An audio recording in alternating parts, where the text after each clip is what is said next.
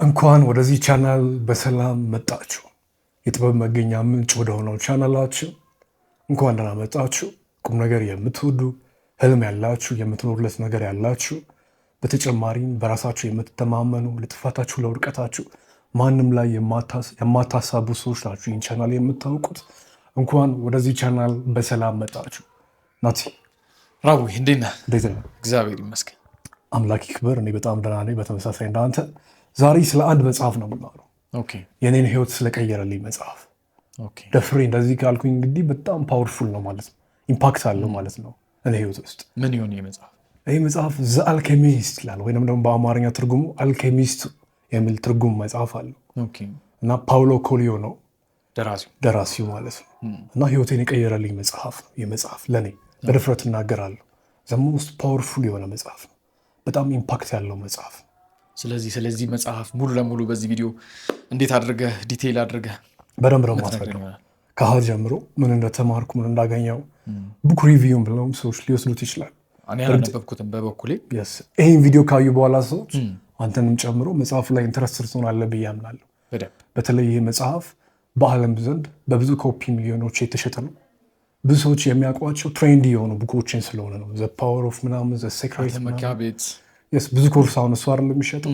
ብዙ ሰዎች እናውቃለን ነቅተናል የሚሉ ሰዎች ስለነዛ መጽሐፎች ነው የሚያወሩት፣ ወይም እዛ ላይ ያለን ሀሳብ ነው ኮፒ አድርገው የሚያቀርቡት በሌላ መልኩ የራሳቸው አስመስለው ማለት ነው። ግን ዘ አልኬሚስትን ካወቅ እርግጠኛ ነኝ በራስ ላይ ንቁ የሆነ ማንነት ይኖራል። በተለይ ይህ መጽሐፍ የተወደደው በምን አይነት ኮሚኒቲ መሰለ? ህልም ባላቸው አዲስ ነገርን ለመፍጠር በሚጓጉ ሰዎች ዘንድ የተወደደ ነው። እንዲሁም ደግሞ የአመቱ በሽያጭ ብዙ ኮፒ የተሸጠ ምርጥ መጽሐፍም ተብሎም ተሸልሟል። ግን ብዙ ሰው አያውቀውም። እኛ ሀገር የኢሮፕ ቡኮች ናቸው ብዙ ኢንፍሉዌንስ የሚያደርጉን። እንደዚህ አይነት መጽሐፎች ብዙ ኢንፍሉዌንስ ስለማያደርጉ ነው ዛሬ የኔን ህይወት ስለቀየረው ዘ አልኬሚስት ስለተሰኘው መጽሐፍ ይሆናል የምናወራው ማለት ነው። እኔንም እንዳነበውና ይሄ መጽሐፍ ምን አይነት መጽሐፍ ነው እንድል ወንደር እያረከኝ ስለሆነ እስቲ በደንብ አብረን ከተመልካቾቻችን ጋር ከአንተ አንደበት እንሰማዋለን ማለት ነው። በትክክል መጽሐፉ ላይክ ከዛሬ 5 ዓመት በፊት ነው ያነበብኩት። ከዛ በኋላ ኦዲዮ ቡኮቹ ቢያንስ 6 ጊዜ ሰምቼዋለሁ እና ምናልባት ቲዲኤል ቲዩብ የሚባል አለ፣ እዛ ላይ አለ መጽሐፉ ትረካው። በተጨማሪም አልኬሚስት ብለው ቢጽፉት በአማርኛ ያገኙታል ዩቲዩብ ላይ። የሆነ ሰው ተርከውት አይጠፋም በኦዲዮ ቡክ የስ። ምናልባት አንዳንድ ሰው መጽሐፍ ብቻ ለመያዝ ጊዜ አይኖረው ማለት በቃ የሆነ የሚሰራው ስራ አለ ምናምን ሰው ያዳመጠ ሚውዚክ በሚያዳምጥበት ሰዓት ትንሽ ቀንሽ ድምፅ የሆነ አላርም ለቁም ነገር መሆን ሰዓት። አንዳንድ ሰዎች ይህን ፖድካስት 1 ሰዓት 2 ሰዓት ቁጭ ብሎ ሲያዳምጡ የሆነ ቁም ነገር ለመያዝ ነው አይደል? በተመሳሳይም 1 ሰዓት 2 ሰዓት 2 ቀን ቢሰጡት ሊጨርሱት የሚችሉት መጽሐፍ ነው እና በጣም ፓወርፉል ነው። ግን ልክ ሲጀምር ምን ይላል መጽሐፉ ላይ? አንድ ወጣት አለና በጣም እጅግ በውበቱ ይማረካል ወይንም ደግሞ ራሱን አብዝቶ ይወዳል ይላል። እና ይህ ወጣት ወንዝ ዳር ሄደና ባህሩ ዳር ሄደው ሁሌም ቢሆን እዛ ላይ የራሱን መልክ ይመለከታል። ባህሩ ላይ ራሱን እያየ በራሱ ውበት ተመስጦ ሁሌ እያየ በራሱ ውበት እየተደነቀ ይመለሳል ይላል። ከዛ በኋላ አንድ ቀን ይህን ተመሳሳይ ድርጊቱን እያደረገ እያለ ድንገት ወርቆ ሰጥሞ ይሞታል። ያ ልጅ ማለት ነው፣ ያ ወጣቱ ውቡ ልጅ። ከዛ በኋላ የከተማው አማልክቶች ይመጡና ያው አይዲያ ነው ባይዘው ወይም የከተማ አካባቢ ላይ ያሉ መናፍስቶች ይመጡና ወይንም አማልክቶች መጥተው ባህሩን ይጠይቁታል ይላል። ምን ብለው ይጠይቁታል? ናርሲስ በጣም ቆንጆ ነበረ እኮ በጣም ውብ ነበረ እና ሁሌም አንተ ጋር የመጣ ራሱን ያይ ነበረ፣ በጣም ቆንጆ ነበረ፣ እድለኛ ነህ ይሉታል። ሲሉት እንዴ ናርሲስ እንደምትሉት ቆንጆ ነው እንደ ይላል ባህሩ ማለት ነው። አዎ በጣም ቆንጆ ነው ብለው ይመልሱለታል አማልክቶቹ። ከዛ በኋላ ባህሩ የሚገርም ነው፣ እኔ እሱን ቁንጅና ውበት አንድም ቀን ተመልክቼ አላውቅም ነበር፣ በእሱ አይኖች ውስጥ የኔን ውበት ነበር የምመለከተው ይላል። ከዛ በኋላም ያ ሰው እዛ ላይ ሰጥሞ ሲሞት አንድ አበባ በቀለች። እሷም አበባ ናርሲስ ተብላ ተጠራች። ናርሲስቲክ ፐርሶናሊቲ ምናምን ይባላል። የዛ አይዲያ መነሻው ራሱ ይህ ታሪክ ነው እና ይህንን የሚል መጽሐፍ እያነበበ ነው የሚጀምረው ልጁ ማለት ነው። ገና ሲጀምር እንኳን ትልቅ ነገር ያስተምራል። ልጁ በውበቱ ተደንቆ ውበቱን የሚያሳይለት ነገር ባህሩ መስሎት ነው እየሄደ ያለው ሁሌ ገባ። ውበቱን እንደሚያሳይለት ባህሩ ያምናል። ራሱን ባህሩ ላይ ይመለከት ነበር። ነገር ግን ያ ባህር ልጁን ተመልክቶት አያውቅም ነበር ቆንጆ ስለመሆኑ። ባህሩም ደግሞ በተመሳሳይ በልጁ ውስጥ የራሱን ውበት ሲያደንቅ ነበር ገባ። አሁን ይሄ ራሱ ትልቅ ትምህርት ነው።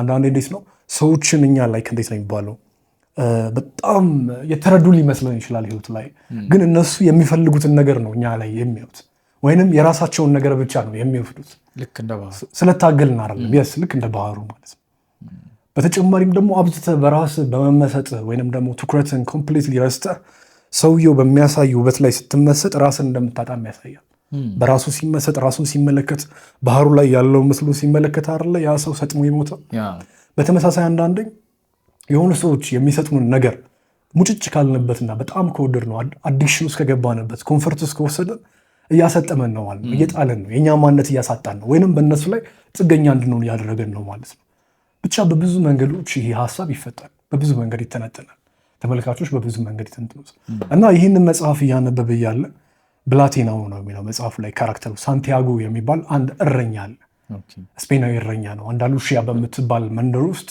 የተወለደ በደቡብ ስፔን በኩል ያለ ስፔናዊ እረኛ ነው ዋናው ካራክተሩ ማለት ነው ሳንቲያጎ ይባላል ያ ልጅ ነው ይህንን መጽሐፍ እያነበበ የነበረው ከዛ መጽሐፉን ዘጋና የሚጥም ታሪክ ነው ብሎ ተኛ እዛ ያለበት ቦታ የነበረበት ቦታ የቤተክርስቲያን ፍርስራሽ ነው የፈረሰ ቤተክርስቲያን ላይ የድሮ እና እዛ ቦታ ላይ ነው የተኛው በጎቹን ማስገባ እረኛ ነው ብያለሁኝ ከዛ በኋላ የዛን ቀን ምሽት ላይ እንዴት ነው ህልም ያያል እዛ ቤተክርስቲያን ውስጥ ምን አይነት ህልም ነው የሚያየው ግብጽ ፒራሚዶች ጋር የተደበቀ እንቁ ወይንም ደግሞ ሀብቴ ተሽቆጠቆጣል አይደል ጠገራብር ነው ያለኛ በተለምዶ እንደዛ አይነት ነገር በህልሙ ይመለከትና የሆነች ህፃን ልጅ ጁን ይዛ ስባ ያንተ ነው ስትለው ይመለከታል በጣም ይገርማል ጠዋት ይነሳል ጠዋት ሲነሳ በጎቹ ነቅተዋል ከዛ በጎቹን ሲመለከት በቃ ሰዓቴንም ለምደውታል ማለት ነው በቃ እኩል መነሳት ጀመሩ አይደል እያለ ይቀጥላል ከዛ ስለምሽት ህልሙ ያስባል ለባህርለ ከዛ በፊት ይሄ እረኛ የሆነበት ምክንያት ስናመጣው እንዴት ነው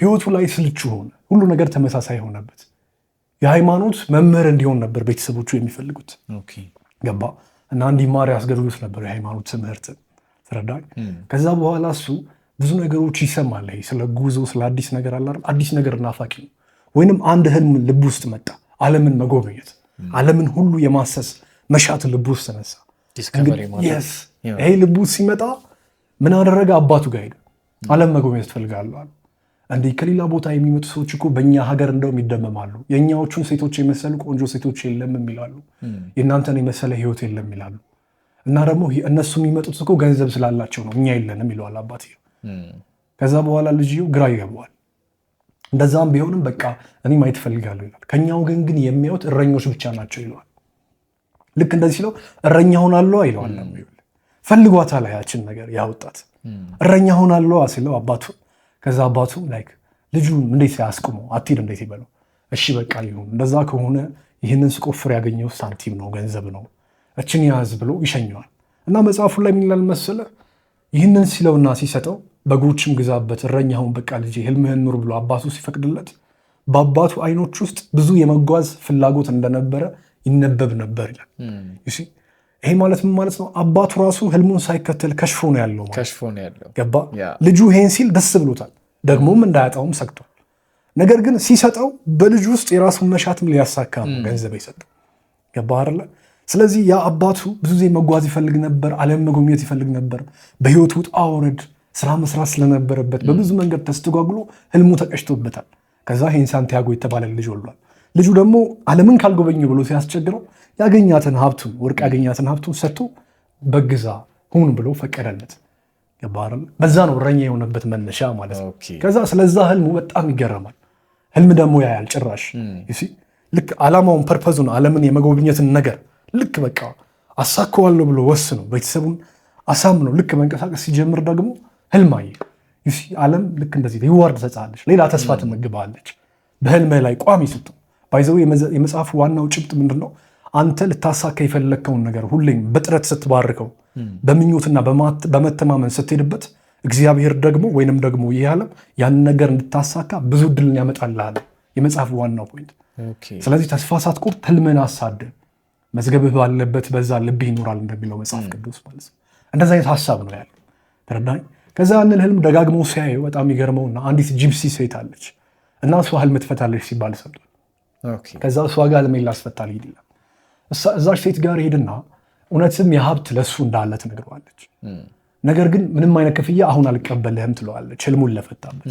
እና ምን ላደርግ ሲላት ሀብትን ስታገኝ ከ10 ትሰጠኛለህ ትለዋለች። ይሄ ራሱ ትልቅ ንግግር ነው። በዚህ አጋጣሚ አድማጮች ያቺ ሴት እንኳን በህልም መፍታቷ ላይ እጅግ ትተማመናለች ማለት ነው። ህልም ይፈታ ላይ ፈታም ሌላ ጉዳይ ነው። ግን አየህ አሁን ጊዜያዊ ፍላጎቷን የገንዘቧን ዘግታ ችግር የለውም ልፋ ታገኛለህ ብላ ተማምና እሱ እንደውም ሳቀ ይላል፣ ፈገግ አለና እንደውም ገንዘብ ባለመክፈሉ ደስ ብሎት ወጣ ይላል። ማለት እንዴት በቀላሉ ያታለላት ነው ይመስለው። እሷ ግን በትርጉሟ ላይ ትተማመን ነበር ማለት ነው። ትክክለኛ ነገሮችን የምትመለከት ነበረች። ከዛ የሷን ህልም ተከትሎ ይሄዳል። በረኝነቱ ይቀጥላል። ከዛ በኋላም የሆነ ክፍል አለ፣ ሁሉንም ላወራው አልችልም፣ ያው ሰዎች ያንብቡት። የሆነ ክፍል ላይ ምን ይፈጠራል ላይ ከዛ ቦታ ላይ ማለት ነው ሰሞኑን ወሬው ይላል መጽሐፉ ስለዛች ባለዞማ ፀጉሯ ልጅ ሆኗል ይላል። እና ምንድነው እረኛ ሆኖ በሚመላለስበት ጊዜ የወደዳት የነጋዴ ልጅ አለች፣ ሴት ልጅ እና በጣም ውብ ናት፣ በጣም ቆንጆ ናት፣ በጣም ደስ ትላለች። እና ስለሷ ነው ለበጎቹ ሁሉ የሚያወራላቸው ይላል እዛ እስከሚደርስ ድረስ ከቤተክርስቲያኑ ከነቃ ከጠዋት በኋላ ገባር እና ስለሷ እያወራላቸው ነው ይላል። አንዳንዴ የሚሰሙትም ይመስለዋል ይላል። ሌላ ጊዜም ደግሞ ባይሰሙኝም ዞሮ ዞሮ እነሱ ናቸው ያሉኝ የሚያዳምጡኝ ብሎ ያስባል። ስለዚህ ለነሱ ከዛ ምን ይላል ከበጎቹ ያ ነው የሚያወራው። ለነገሩ እስካሁን እኔን ረሳኝ ይሆናል። ስንት ሰው አይደለ እንደዛ የሚመላለሰው፣ ስንት እረኛ እኮ ህይወቷ ውስጥ ይመጣል። እኔን ረሳኛለች። ለነገሩ ምን ብትረሳኝ ባትረሳኝ እሱ አሳሳቢ ጉዳይ አይደለም፣ አስታውሳታለሁ ይላል። ከዛ መጽሐፉ ቀጥሎ ምናል የአሳሳቢነቱን ግን ልቡ በደንብ ያውቀዋል። የመጽሐፉ ሌላኛው ዋና ኮር ፖይንት ደግሞ ልባችሁን የሚላችሁን ተከተሉ እና ልቡ ግን አሳሳቢነቱን ያውቃል ይህን ሲናገር ይላል መጽሐፉ። ኢት ሚንስ ብዙ ነገሮቻችን አይ ችግር የለውም በቃ ምንም አያመጣብኝም ስንል ልባችን ግን አረ ችግር አለው የሚለን ከሆነ ውስጣችን እውነቱ እሱ ነው እና እሱን እንድናምነውም ሰጀስት ያደርጋል እዚህ ክፍል ላይ ማለት ነው። አንዳንዴም እኮ እንደዚህ ነገር ፐርሰናል ላይፍ ላይም ያጋጥማል። ይህ ነገር ላድርገው እንዲህ ምናምን ብለህ ገትህ አንዳንዴ ውስጥ ወይ ላድርገው ብለህ ወይ ፈርተህ ምናምን የሆነ ምልክት እኮ ይሰጣል። ግን አንዳንዴ ልናልፈው እንችላለን፣ ላንረዳውም እንችላለን። ከዛ የሆነ ነገር ሀፕን ካረገ በኋላ አውቄው ነበር ይህ ነገር አውቄው ነበር ትላለህ። መጀመሪያ ልብህን ስላዳመክ ነው። የመጽሐፉ ሁለተኛ ላይ የተቀምጠ አሁን ኤአይንም ብትጠይቀው የመጽሐፉ ኮር ፖይንት ምንድን ነው የሚለው አንደኛው ልብህን ተከተል የሚለውን ያመጣዋል ይህን ጉዳይ ማለት ነው። ሁለተኛ ላይ ወይም ሶስተኛ ላይ በእርግጠኝነት ቻት ጂፒቲም ሊሆን ይችላል የተለያዩ ኤአይ ቱሎች ወይም ደራሲው ራሱን ቢጠየቅ ምንድነው ልብህን መከተል ማዳመጥ እንዳለብን የሚያስረዳው። ከዛ በዚህ ሁሉ ጉዞ ውስጥ ያችን ልጅ ያገኛታል፣ ያወራሉ እና ሲገናኙ የነበረውን ታሪክ ሲያስታውስ ደራሲው እዛ ላይ መጽሐፍ ከፍቶ እያነበበ ነው። ከዛ በመስኮት በኩል እረኞች ማንበብ እንደሚችሉ አላውቅም ነበር የሚል የሴት ድምፅ ይሰማል። ከዛ ደንግጦ ዞር ሲል ምን ይላታል? ወዲያው ይህንን ከሰማ በኋላ አይ ብዙ ትምህርቶችን እንኳን የምማረው ከበጎቼ ነው፣ ነገር ግን መጽሐፎችም ደስ ይሉኛል ይላታል። ኢት ሚንስ ሱሪያው ላይ ካለው ነገር እንኳን ሳንቲያጎ ንቁ ነበር ያወጣት። ከበጎቼ ትምህርት ተማርኩ ማለት ትልቅ ነገር ነው። ለእሷም ላይገባት ይችላል። ገባ አይደለ? ከዛ ማንበብና መጽሐፍ ከቻልክ ታዲያ ለምን እረኛ ሆንክ ትለዋለች። ስትለው ሊነግራት ፈለገና እንደማይገባት ስላወቀ ዝም አለ ይላል መጽሐፍ ላይ። ይህ በጣም ፓወርፉል የሆነ ጉዳይ ነው። ሴቶች የማይረዱት የወንድ ዓለም አለ እዚህ ጋር ተገለጸ። አሁን ይህ ሰው ማንበብ መጽሐፍ እየቻለ እረኛ የሆነበት ምክንያት ህልሙን ፈልጎ ነው ለማሳካት እንጂ ጥሩ የሆነ የሃይማኖት አባት ሆኖ ማስተማር ይችል ነበር እንደ አባቱ ምኞት። እንትኑ ላይም ጎበዝ ነበረ፣ ቤተ እምነቱ ላይ መጽሐፉ ላይ ሙሉ ሀሳቡን ያገኝታል። አየህ ሴቷ አልተረዳችሁም ወደ ምን እንደማይገባትም አወቀና ዝም አለ ይላል። አንዳንድ እንዴት ነው ህይወት ላይ ያሉ ብዙ ሰዎች አሉ በዙሪያችን እና ቆይ አንተ ለምን ይሄን አሰራም ይለዋል። እነሱም ይኸውልህ ብዙ በረከት አለ፣ ግን አንተ ደግሞ የምትኖርለት ህልም አለ። ገባ? አሁን ሰዎች ለምሳሌ ራዊልን ለምን ነው ቲክቶክ ላይ ማስታወቂያ ማሰራው ይሉኛል። ገባ? አሁን በግል ነገር ግን እነሱ ኖቲስ የማያደርጉት ነገር አለ። የኔ ስራ አለ አይደል? የኔ ኮንቴንት አለ። እኔ ጋር ሊመጣ የሚችለው የትምህርት እድል፣ ኮርስ ሽያጭ፣ ገባ አይደል? ህይወታችሁ ይቀየራል ይሄን ግዙ የሚል ኮሚኒቲ፣ እኔ ጋር ሊመጣ የሚችለው የተለያዩ የትምህርት ቤት ኢንስቲትዩቶች፣ ኤዱኬሽናል ኮንሰልታንሲዎች ናቸው።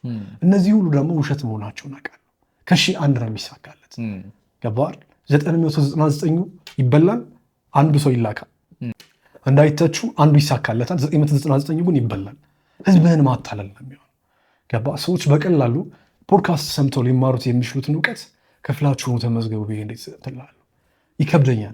ነገ ደግሞ ትውልድ ይጠይቀኛል። ዛሬ ሁሉም ቢዘራረፍ ቢቀማማም የፍርድ ቀን ይመጣል። ገባ? ኢትዮጵያ የራሷ ዘመን አላት፣ የራሷን ትውልድ የምታነሳበት። አንዳንዴ ሰዎች አይረዱም ህይወት ላይ አሁን አንተ ብዙ ልጆች አሉ በእርግጠኝነት ቤተሰቦቻቸው ጭራሽ የማይረዷቸው ዶክተር መሆን አለብህ ይሉታል። እንትን መሆን አለብህ ሚስቱም አለች የማትረዳው ቆይ ይህን ለምንድን ነው የማታደርገው ወንዶች እያደረጉ አይደለም ትለዋለች። እሱ ደግሞ ወንድ ሆኖ እንደዛ የሚያደርጉ ወንዶች ያላቸውን ህይወት ስለሚያውቅ ከላይ ተሸቅቀው ቢያቸውም በላይ ተውበው ቢታዩም ውስጣቸውን ያውቃል። እሱ ወንድ ነው ስሜቱ ይገባል እና ያለውን እሳት ስለሚገባው ያንን ነገር ማድረግ አይፈልግም። ሚስት ግን ሁሌ ትተቻለች። ገባር ቤተሰብ ሁሌም ልጅን ይተቻል ህይወት ላይ ከጉዳዩ በስተጀርባ ያለውን ስለሚመለከት ባለጉዳዩ ወይንም ሰውየው የሆነ ነገር ለማድረግ ድፍረት አይኖረውም ወይንም ደግሞ ይፈራል። እዛ ጣጣ ውስጥ መግባት አይፈልግም። ሰዎች ግን ይሄን አይረዱልንም እና መጽሐፉ ላይ ይህንን ሀሳብ ያስቀምጠዋል። ለነገሩ በነገራትም አትረዳኝም ብሎ ያስብና ዝም ይላል ይትወዋል ያንን ጉዳይ ገባ እና በዛ ሰዓት ይላል ምን አለበት እያሰበ የነበረው ባይምሮ ምን አለበት አባቷ የከተማው እረኞች በሙሉ መተውበትና በስራ ቢዚ ሆኖ የሁሉንም በግ ፀጉር መቁረጥ ቢጀምር ፀጉር ነው የሚገዛው አባቷ የበግ ፀጉር አለ እና መሽቶ ቢነጋ ከእሷ ጋር እያወራው ይላል የእሷን ምን ያህል ከእሷ ጋር የነበረውን ሰዓት ውብ እንደነበረ ሲያስረዳ ማለት ነው መጽሐፉ ላይ ያን ያህል ወደዋት ነበረ። ግን ይሄ የአይን ፍቅር ነው ደግሞ ዋናው ፍቅር ላይ ይመጣል መጽሐፉ ባይዘው የሰዎችን ጆርኒ ነው የሚያስረዳው። ከዛ ይህን ሁሉ ይመለከታል። ከዚህ ሁሉ ጊዜ በኋላ ብዙ ታሪኮች አሉ። ወደ አንድ ቦታ ይሄዳል ገባርል እሷም ደግሞ ግዴታ ህልምን ተከተል ብለዋለች። ከዛ በኋላ የሆነ መጽሐፍ ገዝቶ ወይም ጠጅም ገዝቶ እየጠጣ እያነበበ ያለ ገበያ መሀል ላይ አንድ ንጉስ ይመጣል። ያ ንጉስ የሚመጣና ምንድን ነው የምታነበው ይለዋል። ከዛ ያወራሉ ምናምን። ከዛ ንጉሱ ህልምህንማ መከተል አለብህ ይለዋል። ህልምህንማ መከተል አለብህ ልክ ነች ደግሞ ሴትዮዋ ያለችውም አለ ይለዋል። ብዙ ነገር ይጫወታሉ። ከዛ ሙሪምና ቱሚም የሚባሉ ሁለት ድንጋዮች አሉ። እነዚህ ድንጋዮች አሁን በሜክሲኮውያን ዘንድ ምናምን አሁንም ድረስ አሉ። እጣ ፋንታን እድልን ይነግራሉ ተብለው የሚታመኑ ናቸው። እነሱን ድንጋዮች ይሄ ንጉሱ የሳሌም ንጉስ ይባላል ይሰጠውና በጎችን ስጠኝ ይለዋል። ከዛ ብርም ይሰጠዋል። በጎቹን የሚሸጥና ህልሙን ለመከተል ይነሳል ማለት ነው። በዚህ ሁሉ ጊዜ ውስጥ ይሄ ልጅ በጣም መልካም ነው፣ ቀና ነው። ከዛ ሰውዬ ይሄን ተማራረ። ከዛ በኋላ ባህረ ሰላጤ የሚባሉ ሀገራት አለ አይደል? ወደ ግብፅ ለመሄድ ነው እንግዲህ ፒራሚዱ ጋር ህልሙን ለመከተል ወደዛ ቦታ ይሄዳል። እዛ ቦታ ሄደና ልክ የመጀመሪያውን በጎቹን ሸጦ በትራንስፖርት ተሳፍሮ አዲስ ገበያና ከተማ ውስጥ ያርፋል። ሲመጣ አካባቢው ሁሉ አዲስ ነው ለሱ፣ ገርሞታል። ከዛ ወደ ግብፅ ለመሄድ ነው እዛ ማረፍ የነበረበት እዛ ከተማ ላይ። መጠጥ ቤት ገብቶ ሰዎች የሚያዙትን ይመለከትና ከዛ ለራሱ መጠጥ ያዛል። ከዛ በዛ መሃል አንድ ሰው ይመጣል እሱ ያየውና የእሱን ቋንቋ ያወራል። የእሱን ቋንቋ ሲያወራለት ደስ አለው ይላል።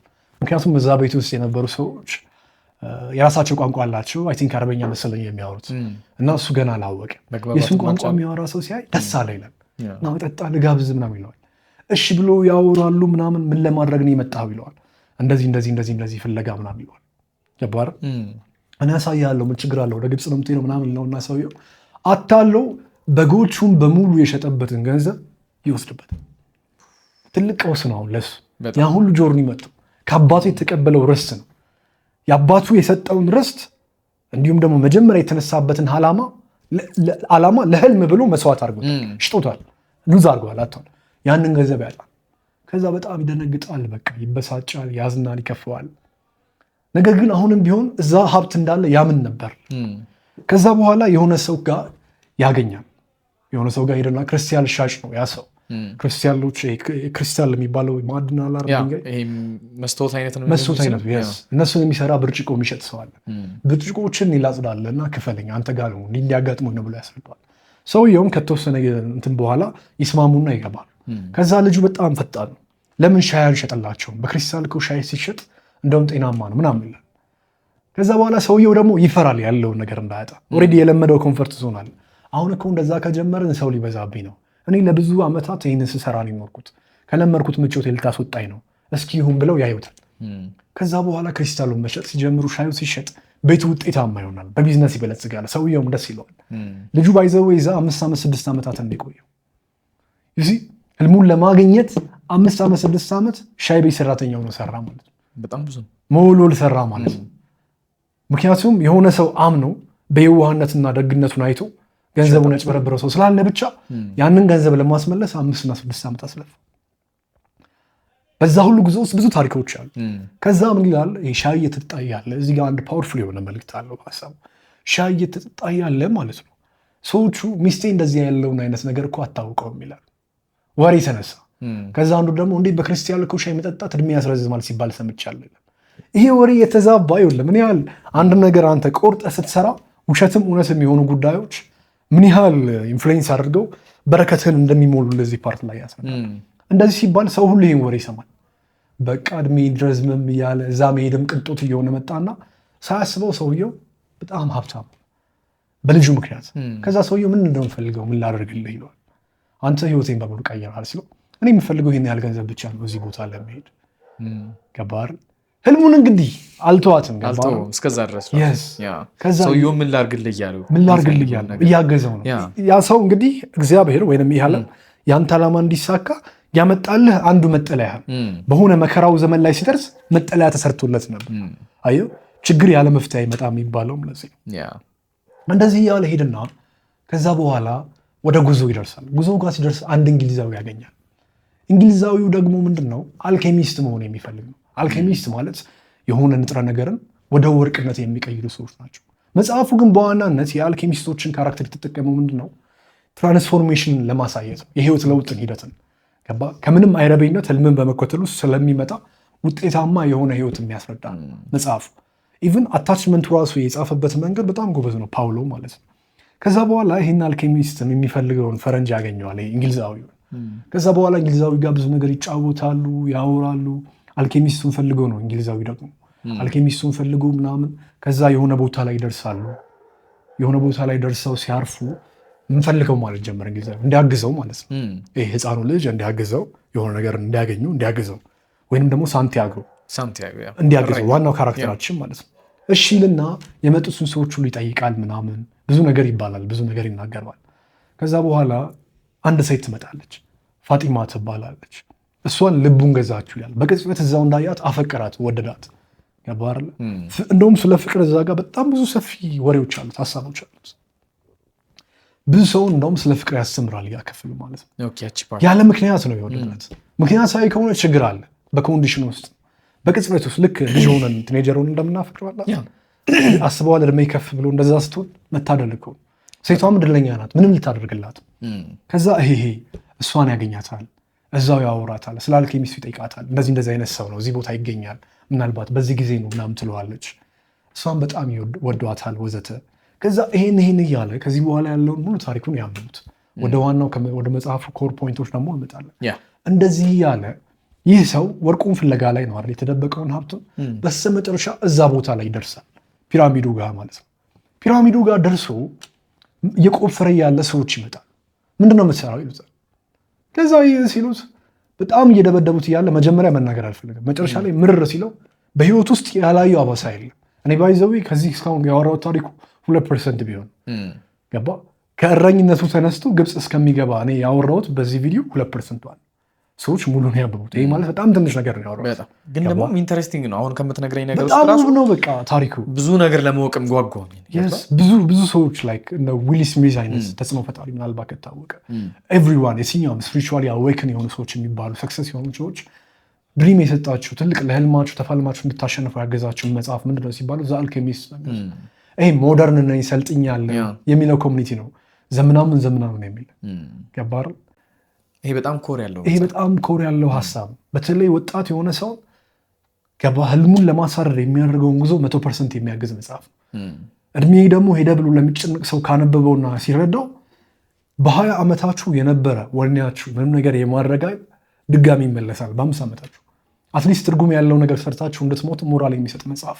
በተለይ ለኛ እንደዚህ ወጣቶች ሚሊዮን ከፍላችሁ ቴራፒስት ጋር ከምትሄዱ፣ ታዋቂ ሰዎችን ከምታናግሩ፣ ዶክተሮቻችሁን ከምታማክሩ እመኑኝ ነው የምላችሁ እዛ አልኬሚስትን ብታነቡ ህይወታችሁ ላይ ትልቅ ተስፋ፣ አዲስ ነገር የማድረግ ኃይልና አቅም እናንተ ጋር ይመጣል። ለህልማችሁ ሟቾች ትሆናላችሁ። ፍጹም ተስፋ አትቆርጡ። ትዕግስታችሁ እንደ ኢዮብ ይሆናል። ጥረታችሁ እንደ ዮሴፍ ይሆናል። እመኑ። በእግዚአብሔር ላይ ያላችሁ እምነት እንደ ዳንኤል ይሆናል። ብርታታችሁና ጥንካሬያችሁ ሺህ ሞት ቢያሳዳችሁ ሞትን አምልጣችሁ ዙፋን ላይ የመምጣት አቅማችሁ እንደ ዳዊት ይሆናል። ስለዚህ ይህ መጽሐፍ ከልቤ ሪኮመንድ አደርጋለሁ። ከዛ እዛ ቦታ ላይ ያገኙታል አልኩ። ድብድቡ ሲበዛበት፣ ምቱ ሲበዛበት መረረው። በቃ ያን ሁሉ ጆሮ ሄዶ 2% ነው ያወራሁት ብያለሁ። ስለዚህ 80% ያልነገርኳችሁ ስቃይ ነበረ ህይወት ውስጥ። ያን ሁሉ መጥቼ ይሄን ሁሉ ስቃይ አይቼ ደግሞ ልደብደብ እንደ በስተመጨረሻ ብለው ሊገሉ ሲሉ ድብቅ ሀብቴን ፈልጌ ነው ይላል። ከዚህ ስር ወርቅ አለ ይላቸዋል። ወርቅ አለ ከዚህ ስር የተደበቀ የኔ ሀብት ነው በህልሜ ያየሁት ይላል እና ተናግሬያለሁ ጠይቂም አለ ተብያለሁ ብሎ ይላቸዋል። ከዛ አንዱ ወንበዴ ይመጣና ሁሉም ትተውት ይሄዳሉ። ከዛ መጥቶ ይስቅበትና እየመታው እያለ ምን እንደሚለው ታውቃለህ? ወንበዴው ሞኝ ነህ በጣም እኔም በአንድ ወቅት ይሏል አንድ የፈረሰ ቤተክርስቲያን ስር ዛፍ ስር የተደበቀ ሀብት እንዳለ የሆነ ሰው ተነግሮኝ ነበር ይሏል። ልጁ ያንን ህልም ያየው የት ነው? እዛ የተደበቀው ቤተክርስቲያን ስር። ከዛ ወዲያው ገባው። ይሄ ሁሉ ጉዞ እድሜውን የጨረሰበት ጉዳይ ገባር ብዙ የለፋበት የሄደው ጉዳይ ሁሉ ህይወትን ለመርዳት ያለ ጉዞ ነው እንጂ ሀብቱ ሁሌም ቢሆን እዛው የነበርክበት አለ ህይወት ላይ። ሁሉም ነገር ልናደርግ የሚገባው ነገር ምድር ላይ እግዚአብሔር ገና ሲፈጥረን ከእናታችን ማህፀን ስንወጣ አይምሮ፣ እጅ፣ የሚሰለጥን ብሬን ገባርለ ትልቅ የሆነ ልብን መርዳትን ስነልቦናን መዳሰስ ማሽተት የሚችል ተፈጥሮ ማጣጣም የሚችል ማፍቀር የሚችል አይኖችና ልቦች ማንነቶች በአንድ ሴት መደሰት የሚያስችል ልጆችን ተመልክተ ጽናትን፣ ብርታትን፣ ከፍታን ምንም ነገር ነው የማድረግ የሚያስችል ትላልቅ ሀብቶችን አምላክ ሰጥቶናል። ገባር ሁሉም ነገር ልናሳካው የምንፈልገው ከጎናችን አለ። ሰፈሩ ሂደቱ ሁሉ ህይወት ትርጉም እንዲኖረው ጣዕም እንዲኖረው ለማድረግ ነው ይላል። የሚገርም የመጽሐፍ ክፍል ላይ እንዳልጠቀሱት ጉዳይ እዚሁ ጋር ምን አለ? አልኬሚስቱን አግኝቶት ነበር ልጁ። ከዛ ይጠይቀዋል፣ ቆይ ይህን ሁሉ ማወሳሰብ ምንድን ነው? ብረትን ወደ ወርቅ የምትቀይር ከሆነ ዝም ብለህ እሱን ቀይረህ ትጠቀምበት አንጠቀም እንዴ ነው የሚሆን?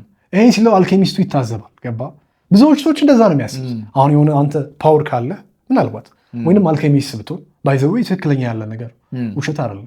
ገባ ሳይንስ ነው። አልኬሚስት ብትሆን እናንተ ይሄን ማድረግ ብትችል ዝም ብለህ እንዴት ትሰጣለህ? ገባር ሰዎች ያን ያህል ሰነፎች ናቸው። ያን ሁሉ አላደረገም ያ አልኬሚስት። የሚገርም በስተመጨረሻ ሲለያዩ እሱ ነው መጨረሻ ላይ እዛ ጋር ያደረሰው ፒራሚዱ ጋር። ብዙ ታሪኮች አሉ ብያለሁ። 99% አላወራሁም ብያለሁ አይደል? እዛ ጋር ሲለያዩ እንደው ፊት ለፊቱ ቀይሮ ለማንኛውም እንዳትቸገር ብሎ ሰጥቶታል። ቀድሞም እኮ መስጠት ይችል ነበር፣ ግና በፊትም ታሪኩ በጣም ብዙና ውስብስብ ግን ያላደረገበት ምክንያት አለ። የመጽሐፉ ዋናው ኮር ፖይንት ምንድን ነው? ዝም ብሎ አይደረግም ስላለ ምንም ዝም ብሎ አይደረግም። ከዛስ በዘለለ ምንድን ነው? ምንም ነገር እጃችሁ ላይ አለ። ከምታስቡት በላይ ፓወርፉሎች ናቸው። በእጅ ያለው ወርቅ እንደ መዳብ ይቆጠራል ይባላል። በትክክል ገባር ብዙ ነገር በዙሪያችን ሆኖ ሳለ ነው ብዙ ቦታ የምንታትረው የምንተረተረው። ዞር ዞር ብለን አላየነውም እንጂ በትክክል ገባ። ያንተ ሚስት ያንተ ባለቤት በጣም የከበረች ሴት ልጅ ናት። ብዙ ውብ ነገሮች አላት። ከሷ ውጭ የሚያሳይና የሚያቅበዘብዝህ ነገር ጥፋት ነው፣ አለመብሰል። ገባር ብዙ ጣጣዎችን እየፈጠርን ነው ህይወታችን ላይ። ሁሉ ነገር እኛ ባለበት አለ። ገባር ሁሉ ነገር። ከዛ በኋላ እንደው የሚገርምህ የመጽሐፉ ሌላው ዋና ፖይንት ምንድነው? ፍርሃት ምንም ነገር እንዳታሳካ የሚያግድ ትልቅ ሰንሰለት ነው ምድር ላይ ይላል መሀል ላይ ገባር። ምክንያቱም ምን ተፈጠረ? ይሄ ልጁና አልኬሚስቱ ጉዞ ላይ ያሉ የሆነ ቦታ ላይ ይደርሳሉና ወታደሮች ይመጣሉ።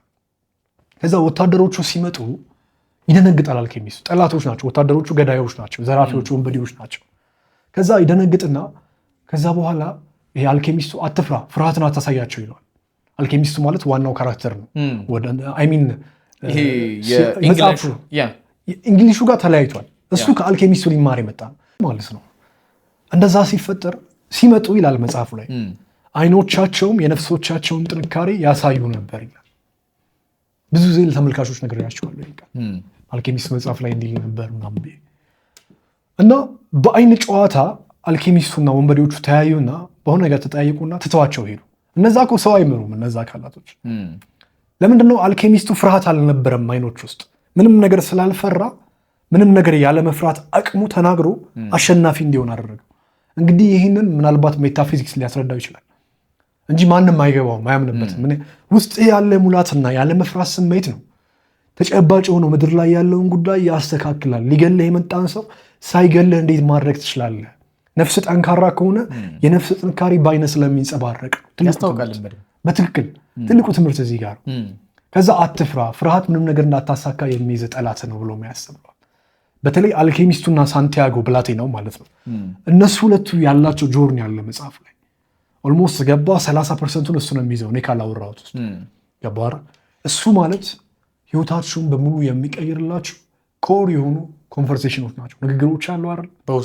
በውስጡ ያሉት የስ ልክ የሃይማኖት ሰዎች ቅዱስ መጽሐፎቻችን ላይ ከህዝቡ ጋር የሚነጋገሩት ፓርት በጣም ዩኒክ አይደለ? በተመሳሳይ ልክ እንደዛ ዩኒክ የሆነ ሀሳብ የያዙ ናቸው። ገባር? በጣም ፓወርፉል የሆነ አይዲያ የያዙ ናቸው። እና ይህ ሰው ህልም ስላየ ብቻ ህልሙን አምኖ ተከትሎ ነው ያገኘው።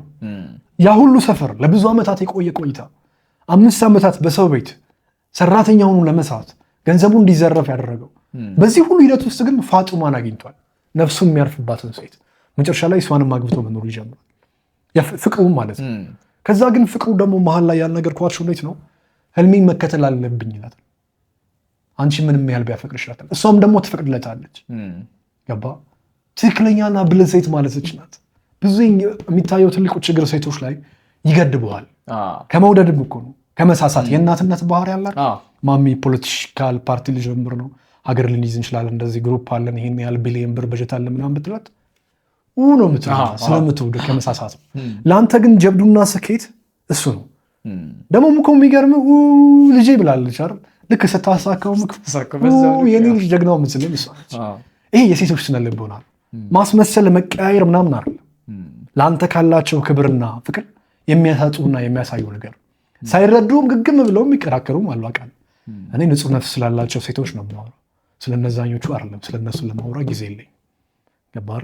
እና በዚህ ሂደት ውስጥ ህልሙን ትደግፍለታለች። ሂድ ትላለች።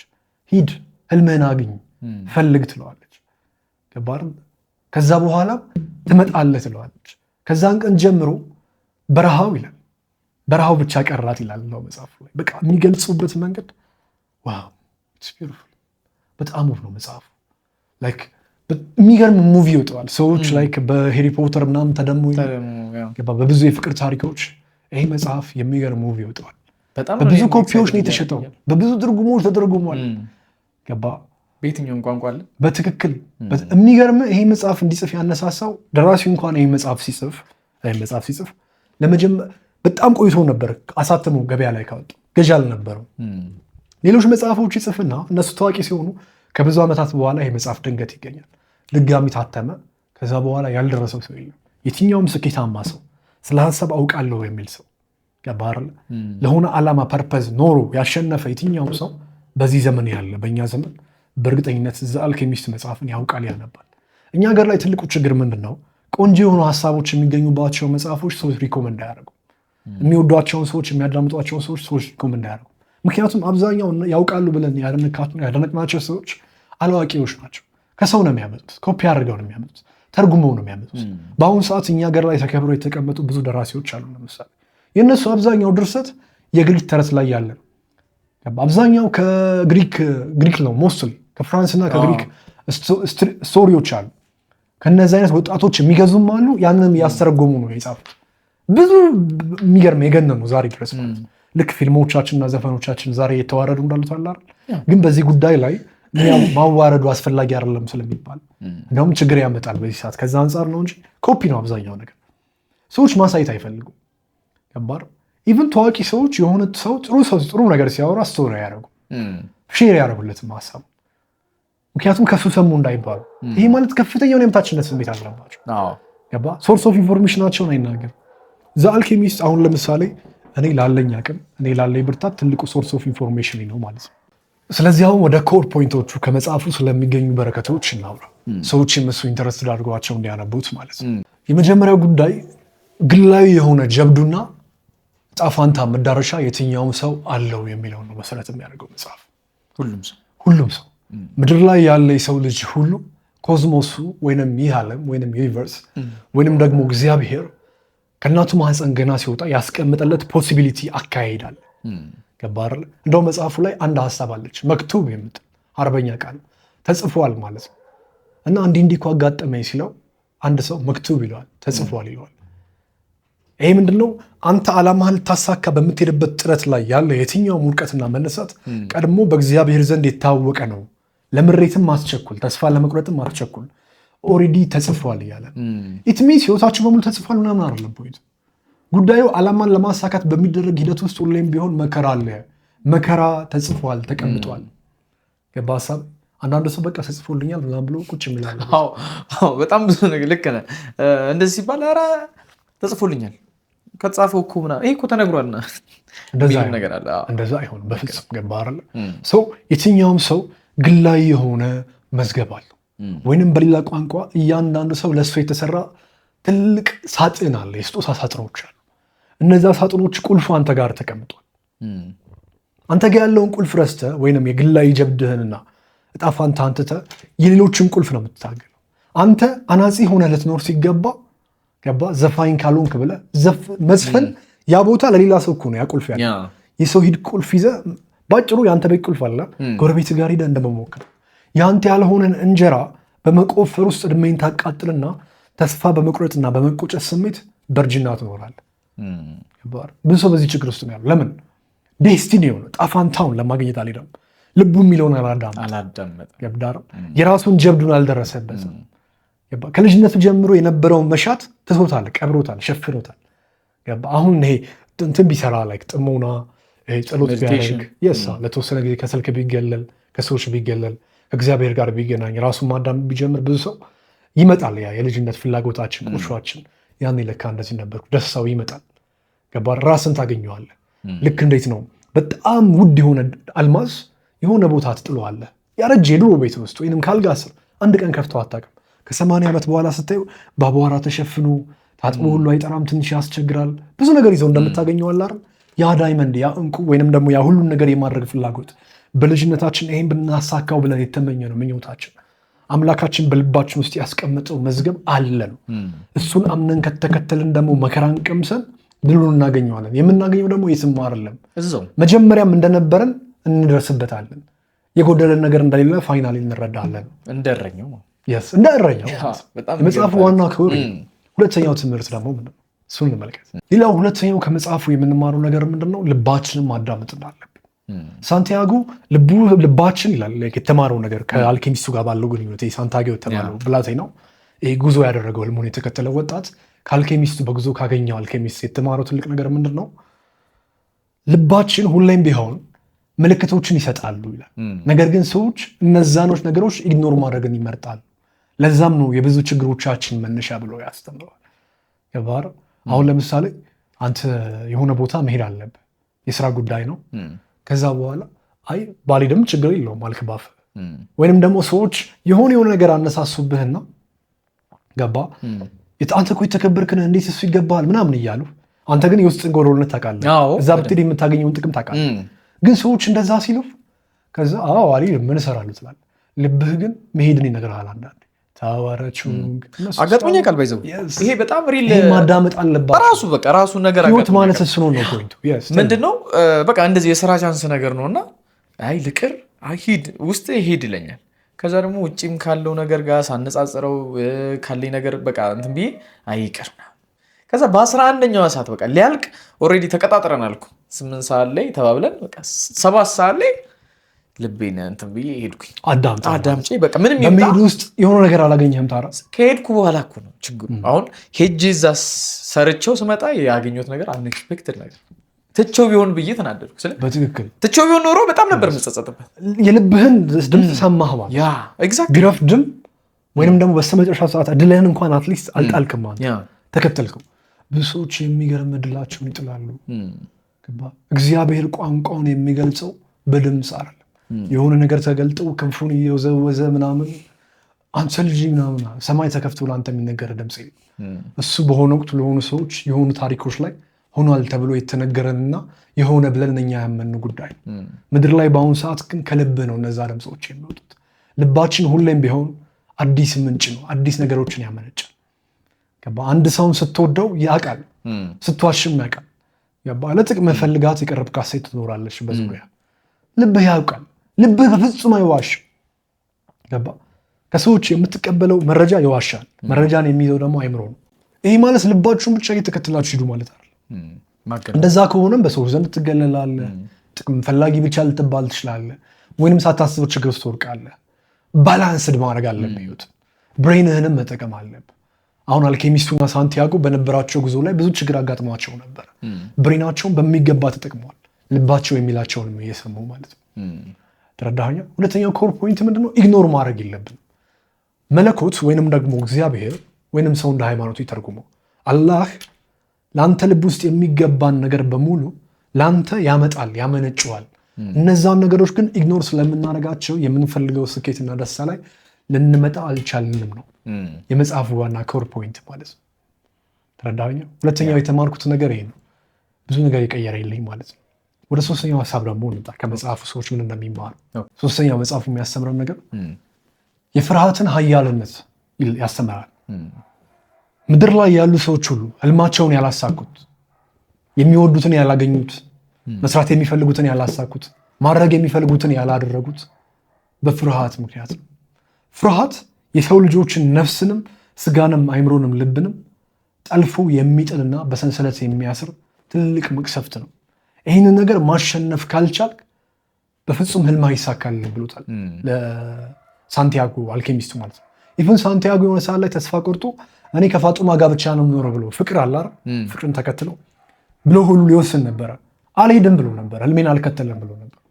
እሱን አንተ ታውቃለህ ብሎ ታስረድቶት ለምንድን ነው ላይከተል የፈለገው? ፍርሃት። ብዙ ነገሮችን ፈራ። ገባር ብዙ ነገሮችን ፈራ። ኢቨን የሆነ አጋጣሚ ላይ ምን ተፈጠረ? ሳንቲያጎ ከተፈጥሮ ጋር መግባባት ይጀምራል። እንግዲህ የነገርኩህን ተናግሬያለሁ። 2% ነው 98% ታሪኮች አሉ።